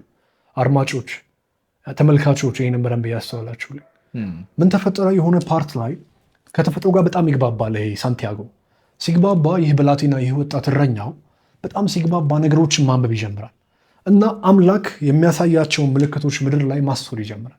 ከዛ የተፈጥሮን ሁናቴ አይቶ አሞራዎቹን፣ ቁራዎቹን፣ ወንዙን፣ በረሃውን አይቶ ይገለጥለት ጀመር። ነብይ መሆን ጀመር። ከዛ በኋላ የሆነ ነገር ሲመለከት ምን አይነት ነገር ይመለከታል? አንድ ጎሳ ሌላኛውን ጎሳ ሊያጠቃው እንደሆነ ያውቃል። እሱ ያለበትን ጎሳ ማህበረሰብ ሊጠቃ እንደሆነ ይገባዋል። ይሄድና ያናግራቸዋል እና ሲያናግራቸው በጣም ፈርቶ ነበር ለመሄድ። በጣም እየፈራም ቢሆን እንዴትም ፍርሃቱን ተጋፍጦ ይነግራቸዋል። እንዲህ ያየው ይላቸዋል። እነሱ ደግሞ በጣም ይገረሙና እንዴት ይሄ ሰው መጤ ያያል? እኛ ለዘመናት ፈጣሪያችንን እየተማጸንን እንትን እያልን እንዴት ይሄ ሰው ያያል ይላሉ። ከእነሱ መሀል ደግሞ አንድ ሽማግሌ አስተዋይ ነበር። ልክ እሱ ማውራት ሲጀምር ሰው ጸጥ አለ ይላል። ምን ይላል ይህ ሰው? በአንድ ወቅት የእኛን ዘመዶች አንድ ዮሴፍ የሚባል ወጣት ነበር ይላል። ይህን ዮሴፍ የሚባል ወጣት ነበረ ብሎ ያስቀመጠው ዮሴፍን ራሱ ገባር እና በእኛ ጋር በባርነት መጥቶ ፈርዖን በጣም ከባድ ህልም ያይና ንጉሳችን እሱ ያየውን ህልም ፈቶለት ከረሃብ ታድጎን ነበር። ምናልባትም አንተንም በዚህ ነገር መርጦ ሊሆን ስለሚችል እስኪ ለማንኛውም እናያለን። ህልሙ እንዳልከው ግን ካልሆነ እንደነገርከን እናደርጋለን። ያ ነገር ከከሸፈ ግን በአንገት ላይ ሰይፍ ያልፋል ይለዋል። ገባ አይደል? ምክንያቱም ጊዜያችንን፣ ገንዘባችንን፣ ሀብታችንን እንትን ስላስባልክ ይለዋል። ከዛ ያ ጉዳይ ይመጣል። ገባ አይደል? ያ ጉዳይ ይመጣና የምርም ያ ነገር ተፈጥሮ ያሸንፋሉ፣ ራሳቸውን ይከላከላሉ። ግን እችን አድርጎ ሲወጣ ነው አልኬሚስቱ ጋር የሚገናኙት። ባይዘው የሆነ ሰው ሰይፍ ይዞ ይመጣል ይላል። አልኬሚስቱ ነገሮችን ደግሞ ያውቃል። ገባ አይደል? ኦልሬዲ ያውቃል። አልኬሚስት የተባለው ነገሮችን እንዲሁ ያውቃል። ይሄ የመጽሐፉ ካራክተር ማለት ላይክ እንደ መላእክት ብላስ ይመጣና ማን ስለሆንክ ነው አንተ የተዳፈርከው? በአምላክ ስራ ገብተህ ሚስጥሮችን ሂዳ የተናገርከው ስለተገለጠልህ ብሎ ሰይፍ ይመዛል። ከዛ አልኬሚስቱ ትልቅ ነገር እንዳደረገ ተሰምቶታል። አይሚን ሳንቲያጎ ፍርሃቱን ተጋፍጦ ሂዶ ተናግሮ እውነትን መስከባር ላይ መጣው። አንገቱን ከፍ ያደርግና ይኸው ሰይፈኝ ነው ችግር የለብኝም ይለዋል። ያኔ ሞትን መፍራት አቆመ ማለት ሞትን መፍራት አቆመ። ፍርሃቱን አሸነፈ ሲለው ይሄኛውም አልኬሚስቱም ያወጣውን ሰይፍ መልሶ ይከተዋል። ገባ? አቅሙን እየፈተነው ነበር፣ እያየው ነበረ ምን ድረስ እንደሚጓዝ። እስከ ሞት ድረስ መሄድ የቻለን ሰው ምድር ላይ በምንም አታሸንፈው። በአጭር ቋንቋ ሞትን ያልፈራ ማህበረሰብ ምን ታደርገዋለህ? ብዙ መንግስታት እኮ የተመሰረቱት ሞት የሚፈራ ኮሚኒቲ ስላለ። ብዙ መንግስታት ለምንድን ነው የሃይማኖት ተቋማትን አብዝተው እንዲቆዩ የሚፈልጉት? ሁለቱ አንድ ላይ የሚሰሩት አንድ አይደሉም ይሉናል። ምክንያቱም በሃይማኖት በኩል ሁሌ ስለሞት እንዲሰበክ ይፈልጋል። ህዝቡ ፈሪ መሆን አለበት። አብዛኛው ማጆሪቲ በመንጋ መታይ ስላለበት ሁሌ ማስፈራራት አለ። ባለቀል ወየውልህ ሲኦል ስትገባ እንደዚህ ስትሆን ምናምን። የሀሳብ እኮ እውነት ነው ውሸት ነው እሱ ራሱን የቻለ ቶፒክ ነው። እኔም እውነት ነው ብለው ከሚያምኑ ሰው ጋር ልሆን እችላለሁ ሃይማኖተኛ እስከሆንኩ ድረስ። ግን ይሄ ነገር አብዝቶ እንዲወራ ይፈልጋል፣ ፈሪ ትውልድ ስለሚፈልግ ማለት ነው። ምክንያቱም ትውልዱ ሞትን ካልፈራ እኮ ከዚህ ተነሱ ምንድነው ሰው እየበጠበጠኝ ብሎ ቤተመንግስት ደርሶ ሊደባደብ ነው ከፌዴራል ጋር ከመንግስት ጋር። ገባ? ሞት አይፈራም። ከዛ ሲሞትም ሌላ ሰው ይተካል። ሞትን ያልፈራን ህዝብ መቼም አትገዛም። ምድር ላይ የትኛውም ትላልቅ ነገር ስራው ኮርፖሬት ድርጅቶች ሞትን እንድትፈራ መስበክ። ይሄ ሰው እንግዲህ ያንን ጉዳይ ነው ያሸነፈው። ይህ ስል ባይዘው ከሌላ ነገር ጋር እንዳታገናኙት። በጣም የማሰብ አቅም ያላችሁ ሰዎች ብቻ በዚህ ጉዳይ ላይ አስተያየት ስጡበት። ማለት አሁን ያወራሁት ነገር ሰዎች ወደ ሳይድ ዌይስ እንዳይሄድ ሌላ ነገር እንዳያስቡ ነው። እንዲህ ታዲያ ሲኦል ምናምን የለም እያልከኝ ነው የሚል ሰው አለ። እንደዛ አይደለም እያልከኝ። ልክ ነው። ሲኦልን ፈርተህ ነው እንዲህ ያለመሞትን የምትፈራው? እንደዛ ከሆንክማ የቆሸሽክ ሲበዛ በክፋት የተሞላ ማንነት ነው ያለ ማለት ነው። እግዚአብሔርን አክብረህ መሆን አለበት መልካም የምታደርገው። ለነፍስም ብለህ መሆን አለበት መልካም የምታደርገው። ሰይጣንን በመፍራት ከሆነ እግዚአብሔርን የምታመልከው በእጅጉ የወደቅክ ሰው ነህ አንተ። ገባህ? ብዙ ሰው እንደዛ ነው ስላለብህ። እኔ እያወራሁ ያለሁት ምንድን ነው? ሎጂኩን ነው፣ ሀሳቡን ነው፣ አይዲያውን ግልጽ ለማድረግ። ሞትን የማይፈራ ልብ ያለው ምድር ላይ ሊገዛ አይችልም። በተለያየ መንገድ የሚረዳ ሰው ስላለ ሞትን የማይፈራ ማህበረሰብ ላይ ንጉሥ የለም። ባጭር ቋንቋ ሞትን የማይፈራ ማህበረሰብ ላይ አዋቂ አላዋቂ የሚባል ነገር ገባህ አይደል? ምክንያቱም ምንም አትፈራማ፣ የሆነ ሰውም አይዳፈርም። ይሄ ሲባል ግን አመፀኛ ሆኖ ሞትን አትፍሩ እያልኩ አይደል። የምትኖርበት ደግሞ ኮሚኒቲ አለ። እኔ እያልኩ ያለሁት ለህልማችሁ በሚደረግ ጉዞ ላይ የሚመጣን መከራን ሁሉ ለመቀበል ዝግጁ ሁኑ። መጽሐፍም የሚያስተምረው እሱ ነው። ስለዚህ ፍርሃት ምንም ነገር እንዳናሳካ የሚያስረን ትልቅ በሽታ ነው። ኢንተርቪው ላይ የምንወርቀው በፍርሃታችን ምክንያት ነው። አንዲት የወደድናትን ልጅ ሄደን ማናገር ያልቻልነው ኢቭን ከፍ ብለን እንኳን ሚስታችን እንደሆነች አውቀናት በጣም አክብረናትና ወደናት ያለችዋን ሴት ሄደን ያልቀረብነው በፍርሃታችን ምክንያት ነው። ቢዝነስ የማይሳካ በፍርሃት ምክንያት ነው። ቀበሌ ሄደን መታወቂያ ለማውጣት እንፈራለን። ፓስፖርት ቦታ ላይ መታየት አይፈልጉም። ካሜራ ላይ የፊታቸውን ማሳየት አይፈልጉም። በትክክል ካሜራ ከመፍራታችን ብዛት የያዝነው እውቀት ሁሉ በየቤቱ ተደብቋል። ሰዎች ምን ይሉኛል ከሚል ፍርሃት ብዙ ነገሮች ተበላሽተዋል። ፍርሃት ምድር ላይ ላለብን ውድቀት ሁሉ ከፍተኛ የሆነ አስተዋጽኦ አለው። ስለዚህ የፍርሃትን ሰንሰለት የበጠሰ ከልቡም ያስወገደ ዓለምን ያሸንፋል ነው የመጽሐፍ ዋናው ፖይንት። ፍርሃት ጋር በተያያዘ ብዙ ቦታ ፈርቶ ነገር ግን ልቡን አዳምጦ በድፍረት ሄዶ ለምን አይነት ከፍታና ድል እንደበቃ ሳንቲያጎ ብላቴናው እረኛው የሚያሳይ በጣም ብዙ ክፍል አለው መጽሐፉ ላይ። 2% ብቻ ነው ከመጽሐፉ ያወራሁት። አሁንም አድማጮች በደንብ ይረዱልኝ። እቺ የምነግራችሁ ትምህርት ያለችው ከ2% ላይ ብቻ ገባርን።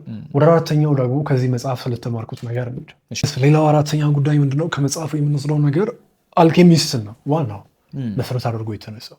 አልኬሚ ማለት በአጭር ቋንቋ ብረትን ወደ ወርቅ የመቀየር ሂደት ነው። ገባር? ከምንም ነገር ተነሱ ወርቅን ወደ ማምጣት። እንግዲህ ወርቅ ሲገኝ ብዙ መከራዎች በጣም ብዙ ገባ። እዚህ ጋር ግን የሆነች ጠብታን ብቻ በመጠቀም ወደዛ መቀየር የሚቻልበትን ሂደት ነው የሚያስረዳው። ዋናው ጉዳይ ግን ይህንን ሲምቦል ያደረገበት ነገር ምንድነው? ከምንም ተነስተ ወደ ትልቅ ከፍታ መምጣት እንደሚቻል ዓለም እንደዚህ አይነት ምልክት እንዳላት ነው የሚያስረዳው። ምድር ላይ ለማሳካት የምትሄደው ነገር ካለ ህልምን ከተከተልክ ህልምህ እንዲሳካ ይህ ዓለም በእጅጉ ያግዝሃል ነው በቃ የመጽሐፉ ጠቅላላ ሀሳብ። እናም ያሳምናል። ከባህረም አልኬሚስት መጽሐፍ ነው። ለምን ወደድከው ካልከኝ ወይንም ደግሞ በጣም ውብ ለምን ሆነ፣ ለምን ብዙ ሰዎች ወደዱት ተብለው ሲጠየቁ በጣም ኢንተረስቲንግ በሆነ ፋንታሲ በበዛበት ውብ ታሪኮች አዋጅቶ በውስጡ ግን ቀላል የሚመስሉ ግን በውስጡ በጣም ብዙ ጥበቦችን የያዘ መጽሐፍ፣ ሚኒንግ ያላቸው ነገር እሱ ነው በጣም ተወዳጅ ያደረገው። ሁለተኛው ጉዳይ ደግሞ ምንድነው? ሰዎች የወደዱበት ምክንያት ነው ጨምሮ ዩኒቨርሳል ሜሴጅ ነው። ምንም ሁን ምንም የነበርክበትን ነገር ሁሉ አሸንፍ ወደምትፈልገው ነገር መድረስ ትችላለህ የሚል መልዕክት ያመጣ። ሶስተኛውስ ዓለም በሙሉ የወደደው እኔ በግል በጣም የወደድኩት ነገር ህልምህን አምነህ ከተከተልክ ገባህ ለሱ የሚከፈለውን ዋጋ ከከፈልክ አንድ ነገር ላይ በትዕግስት መቆም ከቻልክ ትዕግስት ባይዘዊ ምንም ነገር የማድረግ ትልቅ ኃይል ነው። ይህንን ቃል ያዙልኝ። ትዕግስት ማለት ምንም ነገር የማድረግ ትልቅ ኃይል ነው። ከትዕግስት በላይ ምንም ነገር የማድረግን የመቻልን ጥበብ የሚያጎናጽፍ ምንም አይነት ሌላ ነገር የለም። ትዕግስት ትልቅ ነገር ነው። ከታገስክና ህልምህን ካሳደርግ ህልሞችህ ይሳካሉ። አምላክህም እነዛ ህልሞችን ያሳይሃል ይሰጥሃልም። ነገር ግን እነዛን የሚሰጥህ ብዙ ዋጋ በመክፈል ውስጥ ነው ይላል። ዮሴፍ በአንድ ሄዶ ግብፅ ላይ ቁጭ ብሎ ምናምን የፈለገውን መብላት አልጀመረም። ጉድጓድ ተወርውሯል፣ በቤተሰቦቹ ተገርቷል፣ በወንድሞቹ ሄዷል፣ በባርነት ተሽጧል። ሴቶች ተመኝተው ችግር ውስጥ ገብተው ነበር። እስር ቤት ህይወቱን አሳልፏል። በአንዴ ንጉሥ አልሆነ። በጣም ብዙ መከራዎች። ዳዊት የተቀባው ራሱ ሳኦል ሲያሳድደው ነበር። ኢዮብ እንደ ኢዮብ መከራን የቀመሰ ማናል? በትዕግስቱ ነው የሚታወቅ።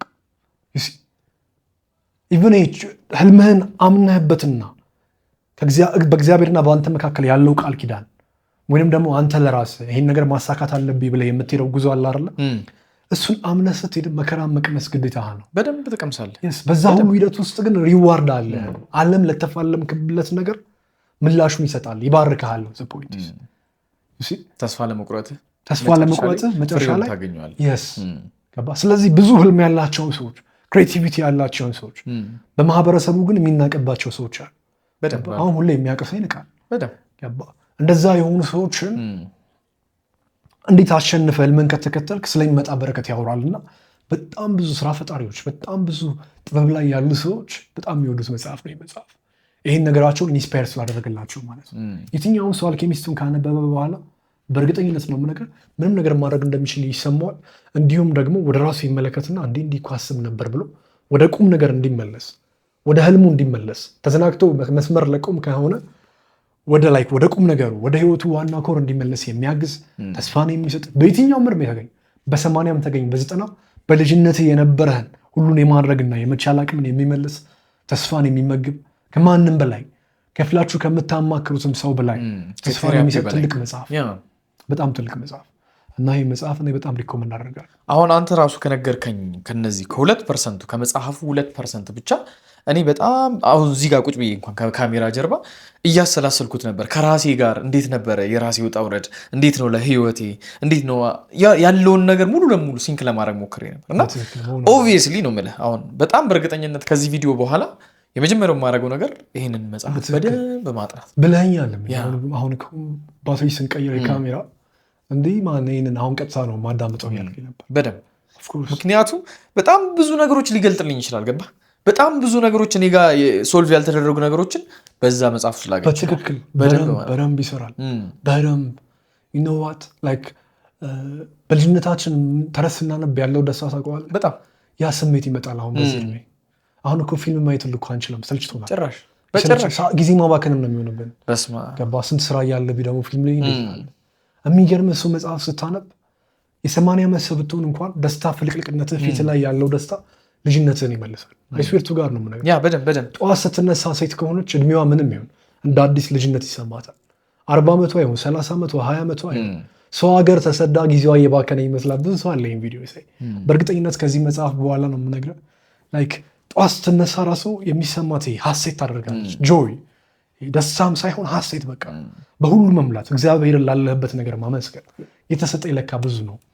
ሰው 5 ዓመት ብርጭቆ በማጽዳት ከኖረ ለህልም ብሎ እኔ ስለ ህልሜ ብዬ ይኸው ምን ችግር አለ ይህን ያህል ብሰራ፣ ደግሞ ሀገሬ ሴን ሰርቼ የለ ቦታ አስገዝቼ የለ ቤተሰቦቼንም አትሊስት እያኖርኩ የሰው ፊት እንዳያዩ እያደረግኩ አይደለ፣ ከዚህ በላይ ምን ስኬት አለ ብለህ ያለህን አመስግነህ ባለህ ላይ እንድትጨምር እንድትሰራና ለሆነ ዓላማ እንድትጓዝ የሚያደርግ መጽሐፍ።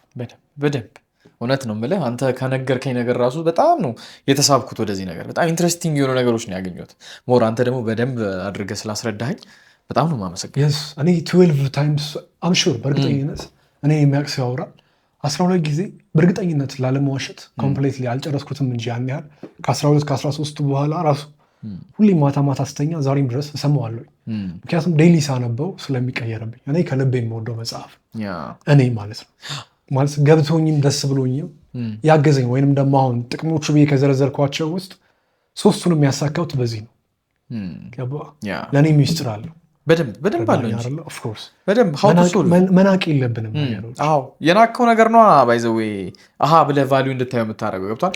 ዛሬ እንትን ያልከው ነገር ቫሊዩ ማሰጠው ነገር በውስጡ ያለውን ነገር ስታየው መጀመሪያ ላይ እንዳልከው በእጅ ያለው ወርቅ እንደ መዳብ ይቆጠራል። በውስጣችን ያለው ነገር እንደ ብዙ ነገር ህልማችንን ከተከተልን ያው የእረኛውም ታሪክ አለ። አትሊስት ደስታ አለ። አትሊስት ደስታ ገባ ውስጥ ሙሉ ነው። ሰዎች ናቸው ጎዶሎነት እንዲሰማ የሚያደርጉ በደንብ ያጠገብህ ያለ ነገር ነው ጎዶሎነት እንዲሰማ የሚያደርገህ እንጂ ሙሉ ነው። አሁን እኔ ቤቴ ውስጥ ሰዎች ሲመጡ ምናምን አሁን ላይክ ወንዶች ሲመጡ የሴቶቹን ሌላ ጊዜ የሴቶቹንም እወራለሁ። ቁጭ እንገባለን በቃ ዝም ነው። ወይም ስልኬን ይዛለሁ ወይንም መጽሐፌን ይዛለሁ ወይንም ጽሁፌን ይዛለሁ ወይንም ከሰዎች ጋር አወራለሁ ምናምን። ጸጥ ያለ ነው፣ ምንም አይነት ድምፅ የለም። ሙዚቃ ከፍትም ጤነኛ አይደለህም ማለት ነው ያለኝ ሰው አለ። አሁን ገባ። ለእኔ አሁን ደስተኝነት ማለት ጸጥታ ነው። ለእኔ አሁን ደስታ ማለት ላይክ በቃ ምንም አይነት ድምፅ መስማት አልፈልግም በህይወቴ ውስጥ። አይምሮ ውስጥ ብዙ የምሰማው ድምፅ አለኝ፣ በቂ ነው ይሄኛው። ተረዳኸኝ? ብዙ የምደመምበት ጉዳይ በአካባቢ ንጹህ እንዲሆን ግዴታ ፈልጋለሁ። በሰከንድ ቦታ ከቆሸሸ ያመኛል። ኢቨን እንቅልፍ ላይ ወስደኝ ይችላል። ገባህ? ከዛ ቀጥሎ ግን ጸጥታ ነው ፈልገው። እንደዛ ብሎኝ ኢቨን ስፒከር ገዝቼ ቤት አምጥቻለሁ። ሰዎች በቃ ይፈልጋሉ ማለት ነው። ሙዚቃው ሳንሰማ ስልክም ሳንጠቀም ምንድነው ሲኦል ውስጥ ነው እንዲ ያለሁት ምናምን። አረራው ይሄማ ደስ አይልም እየለቀክ ነው ምናምን ያለች ሰው አሁንም አብሮኝ ነው ያለው። ዛሬ ግን እሱም ተከትሞ እንደዛ ነው ገባ። ኢንፍሉዌንስ አድርገውበት ወደውታል ያን ነገር። ሴትም መታ ምናልባት ገባ እነሱ እንኳን ያስውቡታል። የሚፈጥሩብኝም ጫጫታ ውበት አለው። ያባ መታ ምናምን ተነስ ምናምን ጨፍር ብትልህ ነው ና ምናምን ምግብ እንስራ ብትልህ ነው ብታየው ነገር ተፈጥሮ እያለች እንደ ልጅ ነው የምትሆን። አይ ላይክ ኢት አይ ላቭ ኢት። ይሄ ችግር የለውም የነሱ እንኳን። ግን ብዙ ሰው ጋር ስትኖር እኔ ሰላማዊ ነኝ አይደል? ራዊ ለምንድን ነው እንደዚህ አይነት ቪዲዮዎችን ማትሰራው? ገንዘብ እኮ ያመጣል። ራዊ ሰሞኑን እኮ በሃይማኖት ጉዳይ እንደዚህ ፍሪ ነው እየተባለ ነው። አንተ ለምን ሃይማኖትህን ወክለህ የሆነ አካልን ደግፈህ የሆነ አካልን ነቅፈህ ቪዲዮ አትሰራም? እኔ የሆነ አካልን ደግፈህ የሆነ አካልን የሚነቅፍ አምላክ የለኝም። ገባህ አይደለም? ስራ አይደለም ያ ጉዳይ። ለዚህ ጉዳይ የሾምኳቸው ያቋቋምኳቸው ብዙ ቤተ ክህነቶች አሉ፣ ወንጌላውያን አሉ፣ ሼኬዎች አሉ። ይመለሱበት እናውቃለን ሲሉ አልነበር ለዘመናት? እኛ አለን ሲሉ አልነበር ለዘመናት? ቤተክርስቲያን ማሰሪያ ብር አምጡ እያሉ ሲሰበስቡ አልነበር? ብዙ ቢሊዮን ብሮችን እያፈሱ አይደል? አካውንታቸው ላይ በየቦታው ስንት ነው ያለው? ስለ ጽድቅ ያወራሉ። ድህነትን እንደ ጽድቅም የሚሰብኩ አሉ። እስኪ አካውንታቸው ይፈተሽ። ከዛ መላሳቸው ጀርባ እያንዳንዱ ቤተ ክህነት የሚሰራ ሰው፣ እያንዳንዱ ሰባኪ፣ እያንዳንዱ ፓስተር እስኪ አካውንቱ ይታይ። እንደነሱ ባለጸጋ የለም። ቆንጆ የሆነ የወርቅ መስቀል አድርገው ውብ የሆነ ቀሚስን ለብሰው ገባህ አይደለ? የወርቅ መስቀላቸውን ከቆንጆ ሽቶ ላይ ተነስንሰው ስለ ድህነት የሚሰብኩ ሰዎች ናቸው። ድህነት እንደ ጽድቅ ለሰዎች ያስተምራሉ። ገባህ? እነሱ ሹሚያቸዋለሁ፣ እነሱ ያወሩበት። ገባህ አይደለ? ለሃይማኖት ይቆማለሁ እኔ ፊዳ ሆናለሁ ሲሉ የነበሩ ፊዳ መሆኑን ያስተማሩኝ በእስልምና ውስጥ ብዙ ኡስታዞች አሉ አይደል? ለዚህ ህዝብ ያስተማሩት እነሱ እስኪ ሀሳብ ይስጡበት። ይሄ እኔ ስራ አይደለም። ይህንስ በመናገር ውስጥ ወገንተኛ ሆኜ የማተርፈው ምንድን ነው? እግዚአብሔር ፍቅርን አረ በጣም በሊዝ ቦታ ላይ ያስቀምጥልኝ ነው ገነት ላይ። የእኔ ገነት ቦታ ሰፊ ሊሆን ነው። ሌላውን ስላንቋሸሽኩ ስለሰደብኩ ገባህ? ሲጀመርስ ሌሎችን በመስደብ የሚደሰት አምላክ አለ ወይ? ሌሎችን በመግደልስ እንገላሃለን፣ እንሰዋለን። በሌሎች ደም መፍሰስ የሚደሰተው ጋኔን ብቻ። በሌሎች ደም መፍሰስ የሚደሰተው አጋንንት ብቻ። አጋንንታዊ ስነ ልቦና ያለው ሃይማኖተኛ ሰው ብቻ ነው በመግደል የሚደሰተው። ገባህ? ስለዚህ እነሱን እንግደላቸው። ወንድሞቼን አልጠላም። ለምን ጠላል? ገባህ? እናንተ እንደዚህ ናቸው፣ እናንተ እንደዚህ ናቸው። የኔ የሆነን ሃይማኖት ደግፌ ሌላውን ለመንቀፍ አልሮጥም። ይህን ሳታደርግ ስቀርሰው አይ ፋራ ነህ በቃ የዩቲዩብ ቢዝነስ አልገባህም። ችግር የለውም ፋራ ነው እኔ ብቻዬን ሙሉ ነኝ። እውነታቸውን እኮ ነው። እንደዚህ አይነት ቪዲዮ ብሰራ ቢያንስ የ2 ሰዓትን ቪዲዮ 100,000 ሰው ቢያየው በዩቲዩብ ውስጥ የ2 ሰዓትን ቪዲዮ 100,000 ሰው ቢያየው አትሊስት ወደ 60,000 ብር ይሰራል። የ2 ሰዓትን ቪዲዮ 100,000 ሰው ብቻ ካየው 60,000 ብር ሰርተዋል በአንድ ቪዲዮ። እውነት ነው። በዛ 60,000 ብር አዲስ ካሜራም ትገዛለህ። ገባህ? ሃኒሙን ልትወስዳት ትችላለህ። ደብረ ዘይት ወይም የሆነ ቦታ ፍቅረኛን አንድ ቀን ጨረሳችሁ ትመጣላችሁ። የሆነ ኤክስፔሪንስ ጆርኒ ልትሄድበት ትችላለህ። ቤተሰብን ወጪ ልትሸፍንበት ትችላለህ። ለ3 ወር ለ4 ወር የሚበቃ ልብስ ልትገዛበት ትችላለህ። ችግር የለውም አልልበሰው። ያ የኔ ምቾቴ ነው። ገባህ? ሰዎች ግን ይረብሸዋል። እንዲህ ብትሰራስ እንዲህ ብታደርግስ እያለ ህይወት ውስጥ ገባህ አይደለ? ስለዚህ እዚህ መጽሐፍ ላይ ያለው ኮር ፖይንት ምንድነው? ያንተን ነገር ህልምህን አምነህ ተከተላ፣ እንዳታሳፍረው መንፈስህን።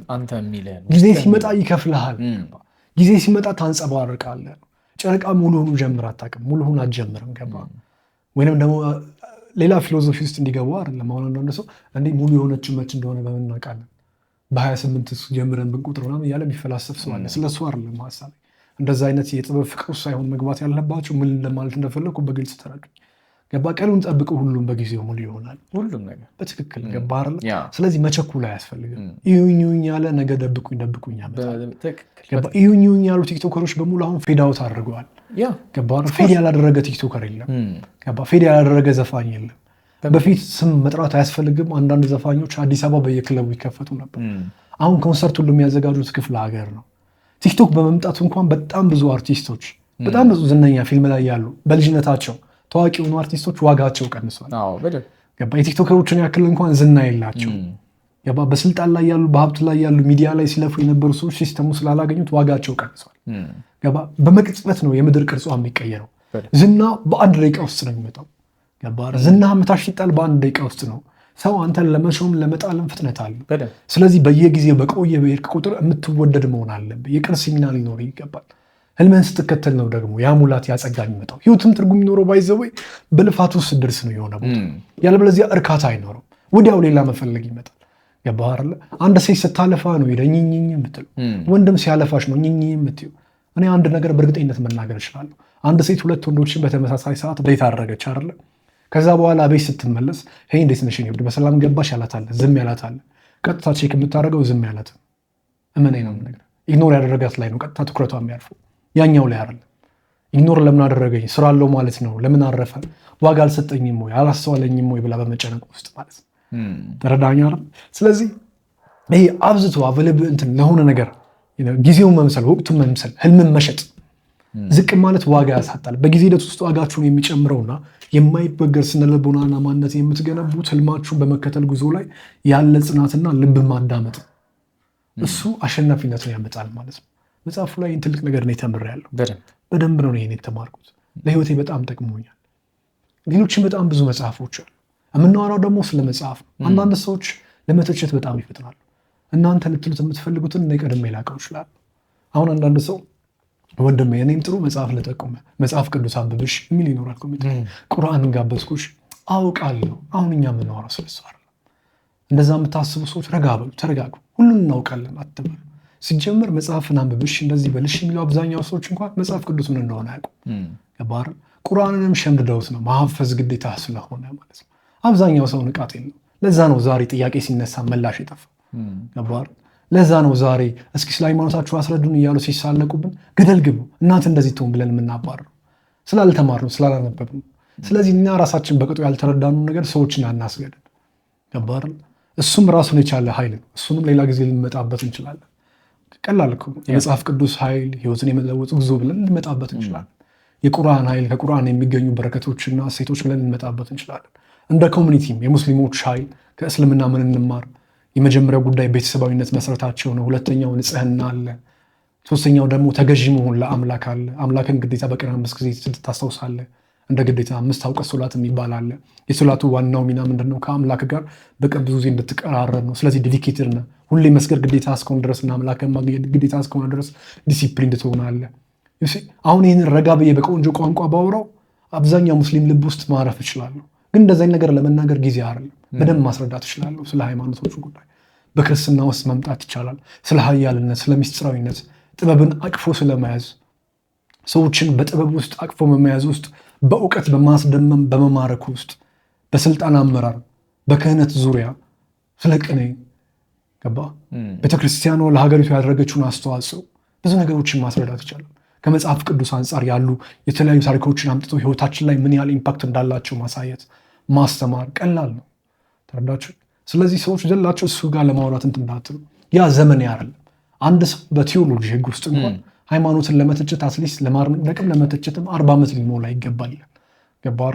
ስለዚህ እኔ ገና ብዙ ያልተኖረ ዘመን አለኝ። እንደዚህ አይነት ቶፒኮችን ለማውራት ጊዜ አይደለም፣ ዘመን አይደለም። እውቀት ቢኖር እውቀት ምን እዚህ ጋርም ገብቼ ቻት ጂፒቲን ብጠይቀው እኮ እስኪ ክርስትናን ከክርስቶስ አንጻር አስረዳኝ ብለው ማንም ሰባኪ ከሚያስረዳኝ በላይ ያስረዳኛል። ገባህ?